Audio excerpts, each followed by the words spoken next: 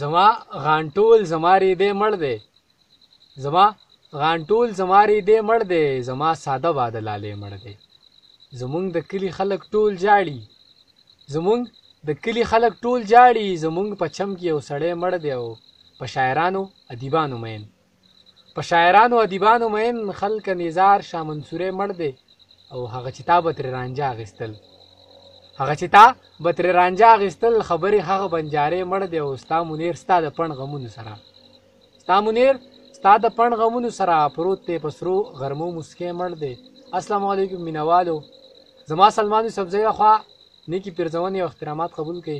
مینوالو دا وخت مونږ د بونیر سیمې کینګرګلۍ سره تعلق لرونکي یو ځوان لیکوال سمیع الله ارماني صاحب له راغلي یو په دغه خیله چې یو خوندور کلام ترې واورو او تاسو ته یې ډالۍ کړو. راځئ مینوالو چې د سمیع الله ارماني نه په زړه پورې شعرونه واورو چې ستاسو سره یې شریک کړو. السلام علیکم سمیع الله ارماني صاحب.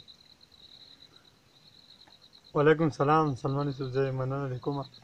سمیع الله ارماني صاحب څنګه چل دی؟ خیر ژوند مو څنګه تېرېږي؟ خیر دی، ژوند بخیر سره الحمدلله روان دی. مینوالو ته به څه ډالۍ کوئ؟ مینوالو ته به د غزل نه مخکې یو څو شعرونه او بیا پسې غزل دی. غزل نه مخکې شعرونه داسې دي چې د لر او بر داروغه په هر شان کول پکار دي. د لر او بر داروغه په هر شان کول پکار دي، د هر پښتون په غم باندې خفګان کول پکار دي. ډېر ښه دی. په ډېره موده پس باندې راغلي د زړګیا سولونه خامخا اوس د باران کول پکار دي. ډېر ښه دی یار. بیمارومه تپوس له میرانغې خوسي چل دی. بیمارومه تپوس له میرانغې خوسي چل دی. بیمارومه تپوس له میرانغې خوسي چل دی. ورځمه یو پوښتنه د جانان کول پکار دي.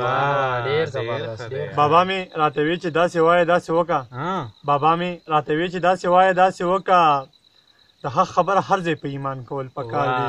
ډېر ښه شعر دی یار. مننه. یو وخت و چې د شپې به د پیریانو یېرېدم. یو وخت و چې د شپې به د پیریانو یېرېدم. یو وخت چې اوس یاره د انسان کول پکار دي. ډېر ښه مننه.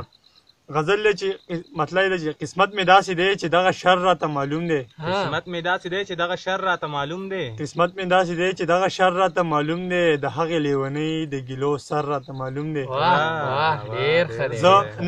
زه نه ګورم سترګو د جانان ته جادوګر دی. زه نه ګورم سترګو د جانان ته جادوګر دی. زه نه ګورم دا قتیله سر راته معلوم دی. ډېر ښه دی. ډېر مزې سره. بلا موده مې تګ په دغه لاره پسې کړی. بلا موده مې تګ په دغه لاره پسې کړی. نور خر سره نه هیر دي خو ګودر راته معلوم دی. ډېر ښه شعر. خو هیڅ راسره نه وي خو بس مینه مې روزګار دی.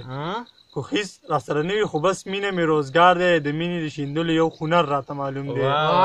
ډېر ښه شعر دی. دا بیا ووایه یار. مننه. خو هیڅ راسره نه وي خو بس مینه مې روزګار دی.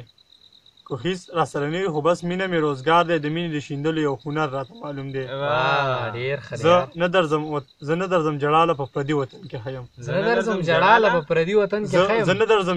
پردي وطن کې خیم. د خپل لوټ شوي کور تلې اختر راته معلوم دی. ډېر ښه شعر دی یار. مننه. په چای یو نوڼۍ ډوډۍ پیرزو نشي ملګرو. په چای یو نوڼۍ ډوډۍ پیرزو نشي ملګرو. د دې وکسترګو خلقو دا نظر راته معلوم دی. ډېر ښه دی. مقطع دی چې قسم دی چې ګران کار دی د وجود نه پکې خلاص شوم. قسم دی چې ګران کار دی د وجود نه پکې خلاص شوم. د ژوند د ارماني لارو سفر راته معلوم دی. ډېر ښه دی.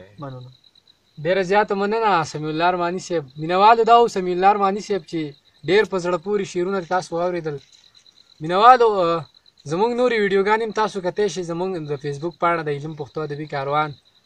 د بل پروګرامه پورې ما اجازت راکړئ. زه به د سمیع الله ارماني صاحب په دغه دوو شعرونو ستاسو نه اجازت غواړم چې زما خوشحال به د پښتو ادب کې تل ژوندی وي.